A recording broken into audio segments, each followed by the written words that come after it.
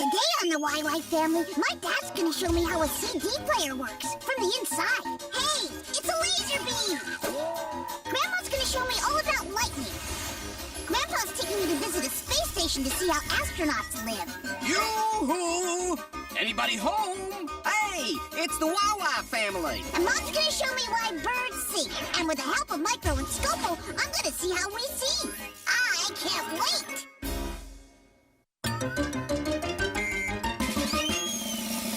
Come along with me and meet the smartest family in all the town. The YY family. Mom can make it plain to see that what goes up eventually comes down. The YY family. Come and meet the YY family. We got a lot of real know-how. Frank knows a lot of fun. Ask him and he'll show you now. Why do airplanes fly? When I land, I'll tell you why. Meanwhile, there's a dragon making some kind of a potion in a vat. The YY family. And Grandma's no stranger. She can teach you all the dangers found in that. The YY family. Max is a mechanical marvel. Why? I know copy kind of guy. Maybe he can show you the answer now. If you want to take a look inside. Everybody's in a lather. Rushing, wondering what's the matter. Every person here's a cry. He rushes to the baby side. What's the deal? What could it be? Just on the YY family. Have you ever wondered why the salty ocean's lightning thunder, what the earth is like down under? Why there's wind and snow and rain? Let Eartha and Basalt explain.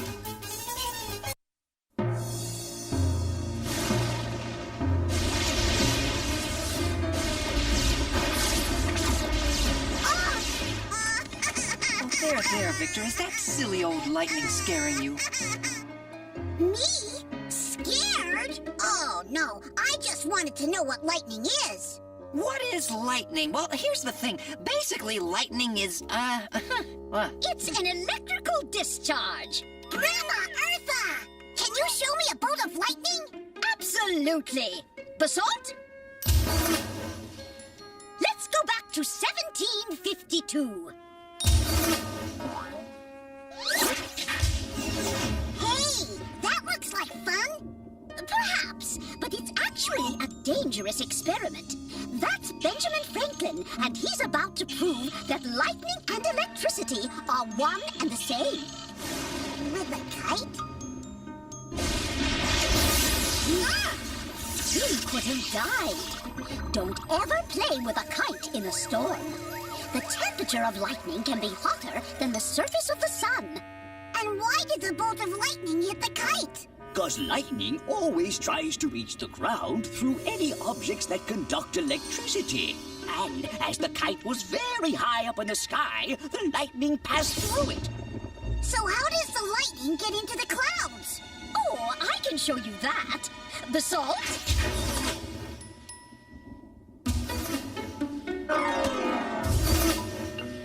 Voila! Your very own weather probe. Perfect. All systems are go.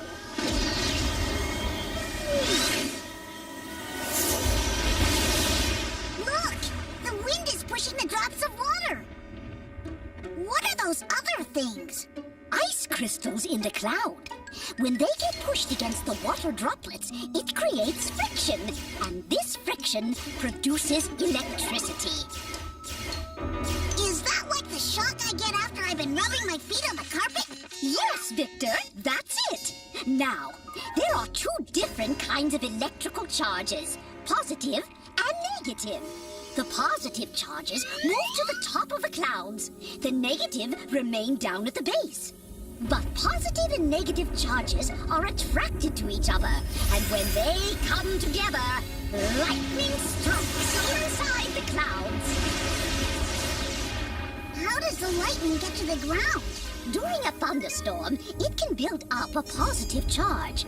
And that attracts the negative charge from the bottom of the cloud. Yes, Victor. And we get lightning. Very good, dear. Mission accomplished, Basalt. Return to base. Shh. Well, it looks like our science lesson turned out to be a bedtime story. That's perfect, Basalt. Let's take the long way home. Please fasten your seatbelts.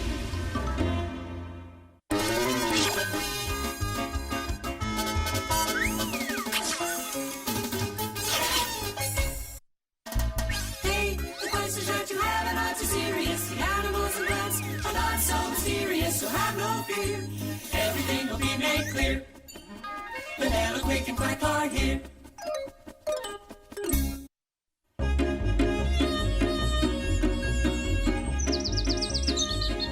Mom! What is it, Victor? What's wrong? It sounds like every bird in the whole world is singing right outside my window. Isn't it beautiful?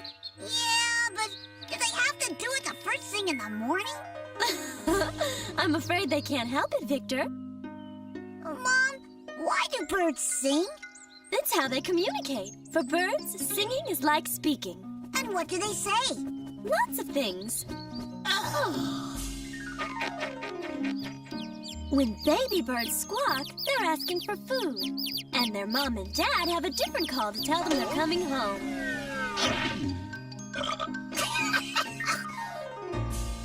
I suppose a cheeseburger is too much to ask.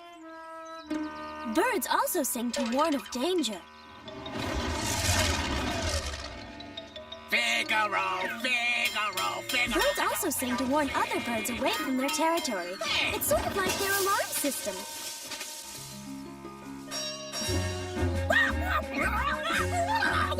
He's just told Quack this is my branch, Scram. Quack is handling the situation with his usual diplomatic skill. And who sings best, Mom? Boy birds or girl birds? Female birds rarely sing, Victor. Males sing mostly when they're courting a female. Dormy-woo, dormy. Oh, yeah. That's really impressive. Sunny Matina, ding dang dong, ding dang dong. Birds occasionally sing the whole day long. Whoa, now that's a gruesome thought. Singing is also a way for birds to recognize each other. And are all bird songs the same? No, each species has its own song. I'll show you.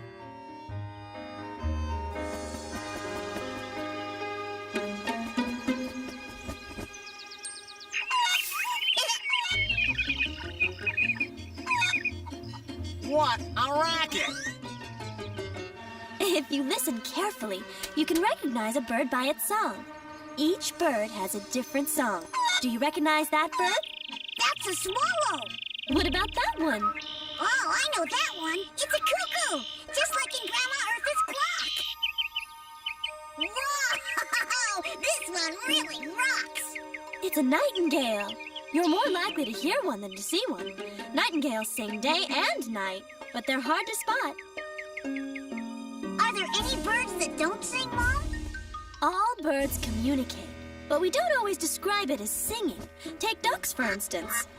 Yeah, I see what you mean. That's not very musical. Blackbirds whistle, storks clap their bills. Those are the ways they communicate. But Quick and Quack speak just like us. Yes, but they don't seem to be very good at communicating.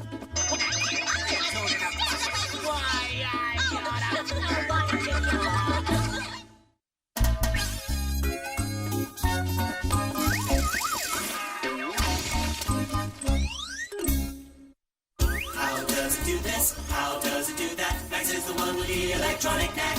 Machines are his thing, so don't go berserk. That's on the job. You'll find out how they work.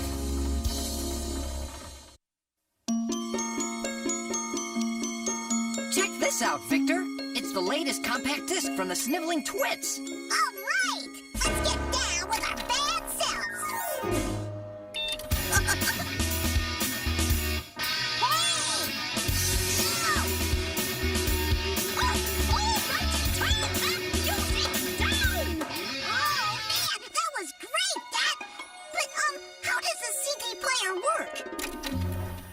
Well, the disc is sort of like a musical score.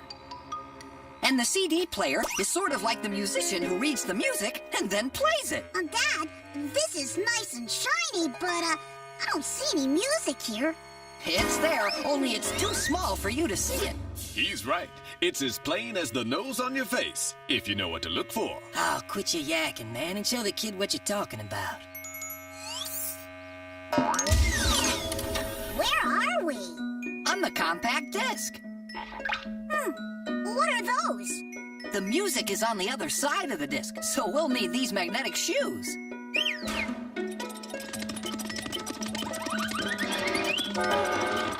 Hey, Dad, I can see myself. That's because this side of the disc is covered with a thin layer of aluminum. Aluminum? What for? We'll see in a moment.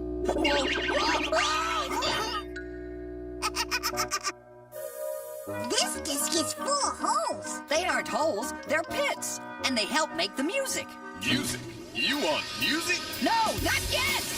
Hey, it's a laser beam! Oh, this is just like a merry-go-round! The disc spins to make the sequence of pits pass in front of the laser beam. Okay, hold it! Do you know how big this pit is? Well, I know it's very small. Thinner than a hair. That's why we can fit miles of them on a single disc and encode over an hour of music. So each pit is a sound? Not exactly. A sound is produced by a combination of pits and flat spaces. Sounds like some kind of code. Exactly. It's binary code. Oh, yeah, I remember. Binary code is made up of zeros and ones. Very good. The pits are zeros. The flat spaces are ones. Hit it, boys! That's perfect! Stop! When the laser sweeps over a pit, the light doesn't come out. So that's zero. Right! But when the beam hits a flat space, the aluminum layer reflects it. Like a mirror. Bingo! The reflected beams trigger electrical signals. Then the signals go out of the player into the amplifier, which translates them back into sounds. And then the sounds come out of the loudspeakers.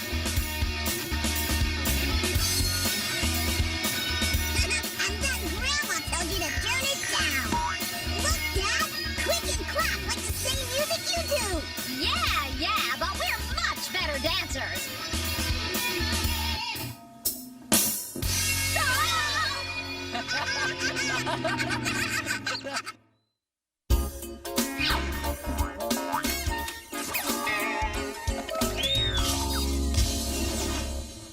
Who has all the answers about the sun and moon and stars? That would be Zygo and Magic.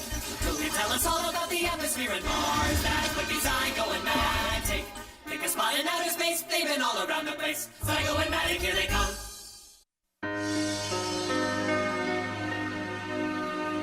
Go left. No, right. What are you looking for? Miracetti, his favorite star. Why, that's odd.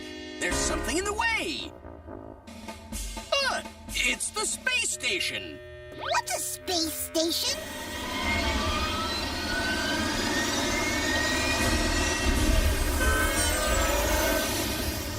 A space station is a place for astronauts to spend long periods of time in space. Oh, why do they want to do that? To carry out scientific research and conduct experiments.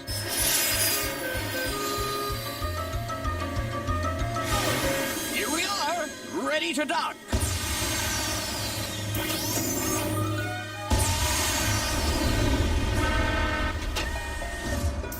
Yoo-hoo!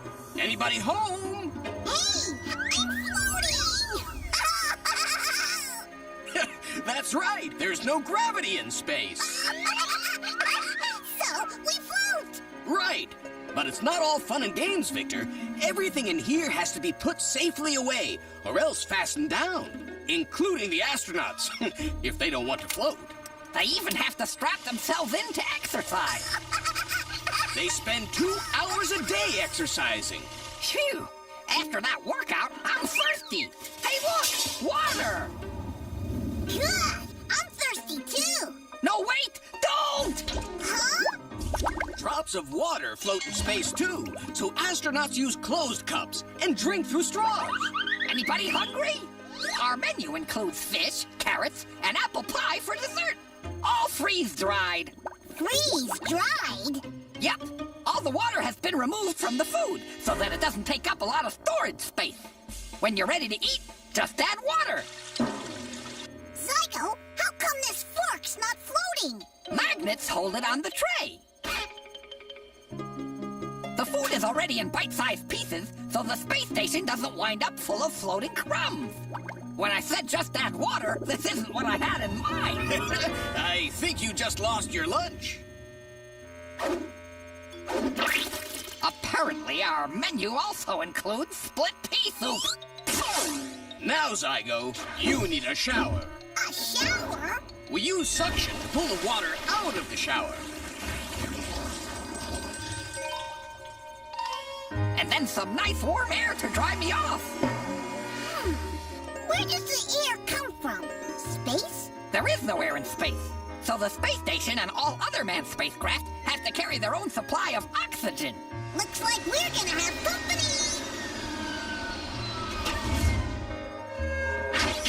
Hey, it's the Wawa family. Hi, guys.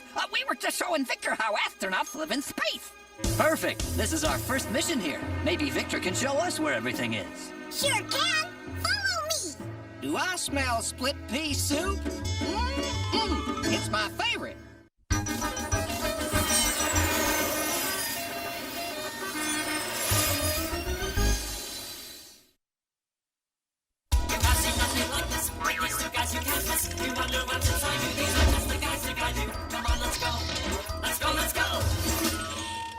These guys are in the know, microwave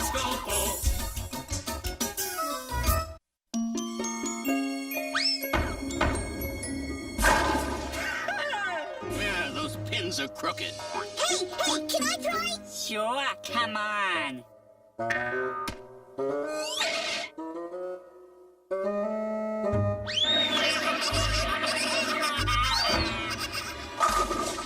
Yes! How come you're such a good bowler, Uncle Scopo? Because of years of practice and razor-sharp reflexes, it also helps that I have good eyes. Eyes, huh? How do our eyes see? Well, I can explain that a lot more easily than I can explain how Scopo won this game. What's this opening? It's the pupil, and the colored area around it is called the iris. The pupil is the opening that lets light into your eye. If the light is too bright, the pupil gets smaller, emitting less light. Like this! If the light is dim, the pupil opens wider, so that more of it reaches the eye. And now, follow the leader. Whoa! As we pass through the pupil, we come to the crystalline lens. The crystalline lens focuses objects. You mean like a camera lens? Precisely. Your father's taught you well. The crystalline lens changes its shape depending on how far you are from the object you're seeing. It stretches when you're looking at something far away. Max, that ice cream is headed right for your shoe. And if you're looking at something close up, the lens thickens and bulges. Hey, that's Grandpa! But he's upside down! That's how the crystalline lens projects images onto the retina, which is our next stop. This stuff is like jelly! It's the vitreous humor. The vitreous what? The vitreous humor. It's a thick, clear liquid that fills most of your eye. Now this is the retina, where the light rays are projected.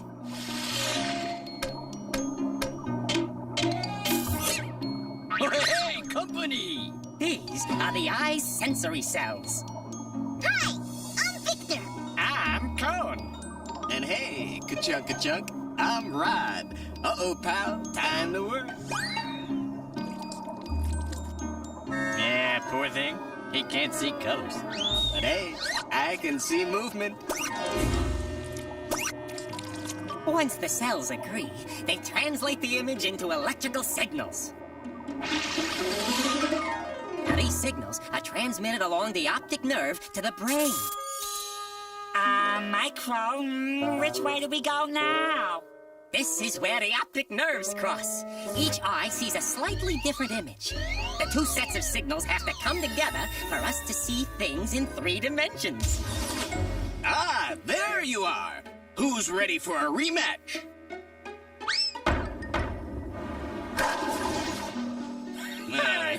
pin center is out of whack. Maybe the building's foundation is settling unevenly. Aha! You know what